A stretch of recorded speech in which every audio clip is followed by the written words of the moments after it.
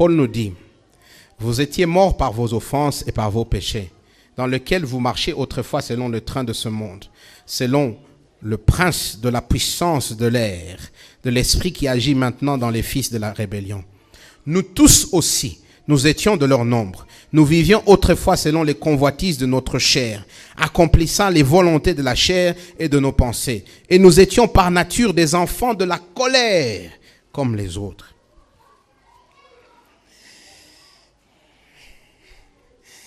Nous tous, 7 milliards d'humains sur Terre, 7 milliards de pécheurs qui veulent être au centre de leur propre vie, 7 milliards de personnes qui vivent dans les ténèbres et dans la vallée de l'ombre de la mort. Pas d'exception.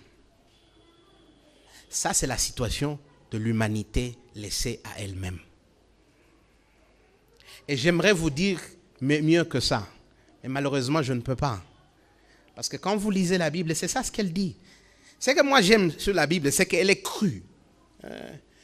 Je crois qu'en Kiswahili, on a dit c'est miaga qui dit des fois on dit oula waga na frein kuki waga na frein. Bible waga na frein. La Bible dit des choses comme ça, crues. Et la Bible dit, à moins que Dieu n'intervienne,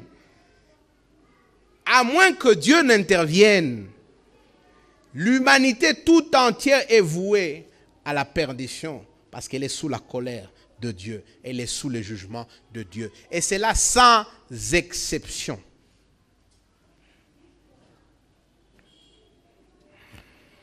Et donc si tout le monde est perdu, si tout le monde est en danger d'être jugé par Dieu, si tout le monde doit faire face au jugement de Dieu, et malheureusement, à la fin, le jour de la proclamation, tout le monde aura échoué. Qu'est-ce qui doit être donc fait pour que les choses changent? Et c'est là où la bonne nouvelle intervient. Non, avant que je ne parle de la bonne nouvelle, je vais insister sur quelque chose ici. Comprenez-moi, je suis en train de résumer toutes ces histoires, on n'a pas le temps de voir tous les versets. J'ai vu dans beaucoup de chrétiens, moi y compris, qu'on se trompe. Parce que tout le monde aussi voté, nous sommes habitués que, je ne sais pas si c'était vous, mais j'ai étudié avec des gens. Ça mon ena achana vile. Moi mon pati ma 70 ma 80. Mimi nipika kachiko kangu menshi hapa. Mais ningo antawa kachiko kangu. Et il y a des gens qui pensent qu'avec Dieu ça fonctionne comme ça. Qu'avec Dieu tu as 49.5, bon on va te délibérer, on va t'ajouter les 0.1 et puis tu vas dire je suis passé. Vous lisez Matthieu 5:6. Matthieu 5:6, vous lisez, Jésus est en train de dire, il est en train de dire, on vous a dit que si tu prends la femme d'autrui, tu as commis l'adultère. Moi, je vous dis que si tu la regardes seulement et tu l'as envie, tu as commis l'adultère. On vous a dit que si tu tues quelqu'un, tu as commis de l'adultère. Moi, je te dis que si tu fâches contre quelqu'un et tu dis à cette personne-là que tu meurs, tu l'as déjà tué. Et après, à la fin, il dit, si votre justice ne dépasse pas celle des pharisiens, vous ne verrez pas le royaume de Dieu. Leo tunasema kama Farisien ni mbaya juu tushaona mafilme ni mbaya. Bafarisien walikuwa wanafanana papa. Sio kama mnanielewa. C'est-à-dire dans la société, ça banakwambia tulete mtu wa Mkristo. Wanasema hapana, mimi si Afrika. Unaenda tafuta Farisien. Wanasema wewe bibi yenu hivi. Kwa hapa. Huyu njoo huyu. Yao sasa masomo sasa mko mnasoma, banakwambia nilete mwana yao ya matematiki. Unaona mtu mlikuwa mnatafuta sasa huyu ndio anayaga ya matematiki. Huyu ndio anayaga ya français. Et donc en matière religieuse, les gens qu'on amenait vraiment dans tous les débats, c'était les pharisiens. Et Jésus dit, si votre justice ne dépasse pas la justice des pharisiens, vous ne verrez pas le ciel. Jésus, quand on chez Dieu, 99.9, il a dit qu'il est échec. Tu as gardé tous les commandements, moya tunjo likosa. Moya, community ya mwisho tuseme ulifika pale kumulango ukasahabu na moya kakosa. Fois 0. Et donc des fois nous on pense que ah non, vous voyez, bon c'est vrai, tout le monde est pécheur, tout le monde est sous le jugement de Dieu, mais si j'essaye de faire quelques petites choses, je pourrais arriver, bon si comme Ubaya sana, mais je pourrais quand même arriver à 49.5 et puis Dieu va me délibérer. Mais chez Dieu, si tu n'as pas 100%, tu as 0. Ah, Mungu, mimi siko sawa ule mwanafungia en prison centrale. Oui, Mais na woko mutu tu wa zambi. Basi mimi niliiba tu nyama mchumbu. Mimi sikosa mwaliiba mamilioni ya madolari. Uliiba. Basi mimi nilidanganya tu mwenzetu alikia niuliza asubuhi huko nikasema nikimwambia kama mimi nagonjwa ataniloga, nikamwambia niko bien. Huko Samuel alisema bongo. Donc quand nous nous tenons devant Dieu, à quoi moi j'appelle kifua? Il n'y en a pas. Parce que nous avons tous failli, nous sommes privés de la gloire de Dieu. Nous sommes sujets à sa colère. L'état naturel de l'homme, c'était un état de totale déchéance, d'une dépravité morale qu'on ne peut pas imaginer. Et nous n'attendons de Dieu que sa justice et le châtiment que nous méritons pour nos péchés. Mais Dieu, dans sa miséricorde, ne nous a pas laissés ainsi. Et on le voit dans Ésaïe.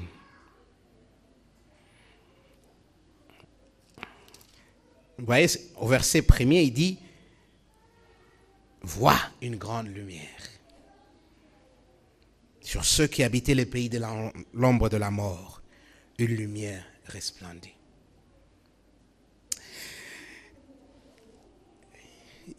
Je ne me suis jamais autant réjoui de voir le soleil se lever qu'un jour. Un jour, je suis en train de voyager et mon avion est en retard. Bon, je me dis, ce n'est pas un problème. On me dit, non, t'en fais pas, on va te donner une chambre d'hôtel là où tu vas aller. Je viens de presque 10 heures de voyage, d'avion, de premier avion, 10 heures. J'ai un deuxième avion de 8 heures. Alors on te dit, non, t'en fais pas, on va te chercher une chambre d'hôtel. J'arrive donc à l'aéroport, je suis fatigué comme quelque chose. Je sais qu'on va me donner une chambre. Et j'arrive, on me dit, non, tu as un passeport congolais, tu ne peux pas entrer ici, malheureusement. Bon, voilà un peu d'argent, tu vas passer la nuit à l'aéroport. 20 heures. Mimi quand j'ai pris calculer maintenant ici, najilali yangu siku yote, vol yangu ngine ko 10 heures, 20 heures. Zapiga tour mu aéroport. Piga tour, na choko na la. Wala Mungu anapiga tour. Nadhani maisha yangu yote hakuna siku nilifurahia asubuhi ikue, sabe ile siku. Je m'imagine les gens qui étaient dans les ténèbres toute leur vie. Si vous allez on a mwangaze natoka. Banaita utoto budogo, unaona ile jua. Parce que tout d'un coup, ils se rendent compte qu'il y a quelque chose de nouveau. Mais vous vous rendez compte aussi que c'est la lumière qui vient. La lumière qui resplendit, la lumière qui apporte la joie. Verset 2, tu rends le peuple nombreux, tu leur accordes la grande joie. Ils se réjouissent devant toi comme on se réjouit de la moisson, comme on se réjouit des cris d'allégresse au partage du butin. C'est-à-dire c'est une lumière qui apporte la joie comme des gens qui font une fête après une grande victoire. Cette lumière qui apporte la liberté, regardez le verset 3. Car le joug qui pesait sur lui, le bâton qui frappait son dos, la verge de celui qui l'opprimait, tu le brises comme la journée. Cette lumière qui apporte une protection. Regardez le verset 4. Car toute chaussure qu'on porte dans la mêlée et tout le vêtement guerrier roulé dans les sangs seront livrés aux femmes pour être dévorés par le feu. C'est-à-dire qu'il n'y aura plus de guerre, il n'y aura plus de danger. Vous vous rendez compte que cette lumière, ce n'est pas les peuples qui marchent dans les ténèbres qui l'amènent. C'est une lumière qui vient de dehors. Ce n'est pas eux qui la fabriquent.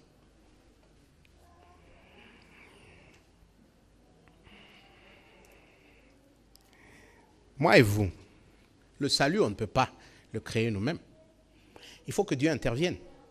Il faut que Dieu vienne nous sauver. Il faut que la lumière nous vienne du dehors. Et c'est pourquoi Dieu envoie son Fils. Il envoie son Fils pour qu'il vienne chasser les ténèbres, chasser le péché. Et comment il le fait? On le sait, verset 5, il dit, car un enfant nous est né. Un fils nous est donné. Et il vient faire quoi? Il vient dominer. Il vient amener la paix. Verset 6, il vient donner à l'empire son accroissement. Il vient amener une paix sans fin. Il vient affermir et soutenir le royaume. Mais ça vient de l'extérieur. Moi et toi, on ne peut pas se sauver. Il faut que Dieu nous sauve. Il faut que Dieu nous envoie un sauveur. Il faut que Dieu vienne nous délivrer. et il envoie son Fils. C'est ça l'essence de Noël. Noël, c'est que Dieu porte la chair humaine. Il devient un homme.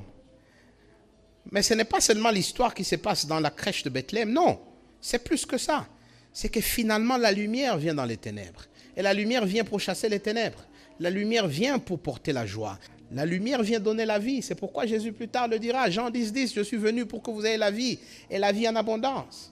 Et quelle est cette vie? Lui-même le dit, c'est de connaître mon Père et de faire sa volonté.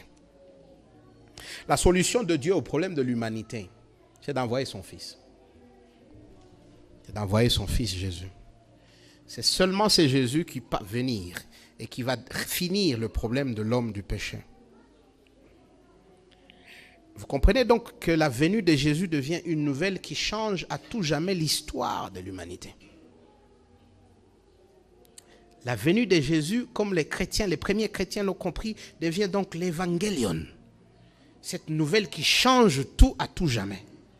Parce que maintenant que le Fils est né, maintenant que le Fils est là, il n'y aura plus d'esclavage. Maintenant que le Fils est là, il n'y aura plus l'emprise du péché. Maintenant que le Fils est là, il y aura la vie. Et la vie en abondance. La question que moi et vous, on devrait se poser, c'est que maintenant que le Fils est là, qu'est-ce que nous en faisons? Qu'est-ce que nous en faisons? Éphésiens chapitre 2, versets 8 à 9, il dit, car c'est par la grâce que vous avez été sauvés. Et ceci ne vient pas de vous, c'est un don de Dieu. Qu'est-ce que vous faites du don de Dieu?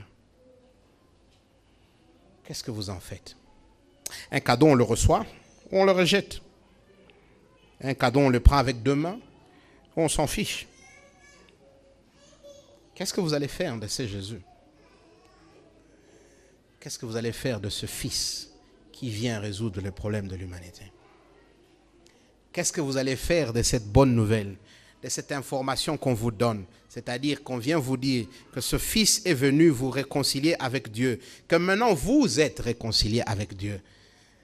Vous l'acceptez ou pas? Là, je m'arrête ici une minute et je termine par là. Souvent, les gens comprennent très mal ce que moi j'appelle le message chrétien, c'est-à-dire le message de l'évangile. Les gens pensent que quand nous disons que nous proclamons Jésus, que nous disons que Jésus est venu dans le monde pour sauver les pécheurs, après nous disons, bon, tu vois ce que Jésus a fait. Maintenant la question c'est, qu'est-ce que tu vas ajouter à ce que Jésus a fait? Tu vois, il est mort à la croix pour toi, n'est-ce pas? Il a porté les péchés du monde entier pour toi. Il est ressuscité le troisième jour pour toi. Voilà, ça c'est ce que Jésus a fait. Maintenant, nous on te demande en tant qu'Église, toi tu vas faire quoi? Ça c'est pas l'évangile. L'évangile, on vient te dire, Jésus est mort pour toi. Jésus a porté tes péchés. Jésus est ressuscité le troisième jour. C'est-à-dire que Dieu a accepté le sacrifice de Jésus. Maintenant, Jésus se tourne vers toi et il te dit, prends ma main et viens. Je veux que tu viennes avec moi. Parce que j'ai tout fini pour toi. C'est une information qu'on te donne. Et on ne te demande pas de faire quoi que ce soit. On te demande soit de prendre cette information comme vraie et de te l'approprier comme la tienne, la sienne, ou soit de la rejeter. Et c'est ça ce que les chrétiens appellent accepter par la foi ce que Jésus a fait. Parce qu'accepter par la foi, c'est-à-dire que j'accepte que c'est vrai ce qu'il a fait et je me l'approprie. On ne te demande pas de faire autre chose. Et des fois, malheureusement, ce sont nos termes qui nous compliquent. La foi, c'est quoi? Ah, la foi, c'est la Hébreux 11. On te ramène Hébreux 11. La foi, c'est la... maintenant, là, je me perds moi aussi. La foi, c'est la... Oh, mais... ok. Bon, là, j'ai vu noir dans ma tête. C'est bon. Hébreux 11, verset 1. Voilà. On te sort un gros verset. La foi, c'est la confirmation des choses vues. Et on te sort... Non, soyons sérieux. La foi, c'est un mot. Et je vais vous donner un petit exercice. Vous êtes assis dans une chaise, non? Vous êtes assis dans une chaise? Oui ou non? Pourquoi vous êtes assis dans cette chaise? Pourquoi? Pourquoi? Parce que vous avez foi en cette chaise. Si vous n'aviez pas foi en cette chaise, vous ne serez pas assis là-bas. Si vous aviez regardé que c'est une chaise qui tourne comme ça, et vous,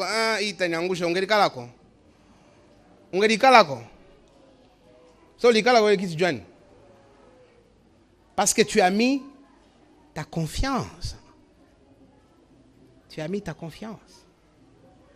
Et donc le message de l'évangile, ce n'est pas vous dire faites des choses que Jésus n'a pas faites. Hapana. Nikukwambia Yesu alishakufanyia vitu yote. Ulizo sasa, eske vile alishafanya utavikamata vikwe vyako au hapana? Eske utaitika ke alishakusamehe dhambi zako zote na sasa umesamehewa na uanze maisha bupya? C'est ça ce qu'on te demande. Est-ce que tu vas accepter ça ou pas? Est-ce que tu vas accepter que c'est vrai, j'étais un pécheur et que de moi-même je ne pouvais pas me sauver, mais il est mort à la croix et il m'a rétabli en bon terme avec Dieu. Et puisqu'il le dit, je sais que je suis en bon terme avec Dieu. Je peux ne pas le sentir, je peux ne pas le vouloir, mais je sais que je suis en bon terme. Et donc je marche sur base de ce qu'il a fait. Je crois en ce qu'il a fait. C'est ça l'invitation de l'évangile. On ne vous demande pas de faire des choses. On vous demande par la foi de prendre ce que Jésus a fait. Laissez-moi vous dire, si vous allez rater toute autre chose, ne laissez pas Noël être le temps où vous ratez de mettre votre foi en ce que Jésus a fait. La foi, on ne la met pas dans ce que le pasteur nous dit. La foi, on ne la met pas dans ce que ma mère me dit.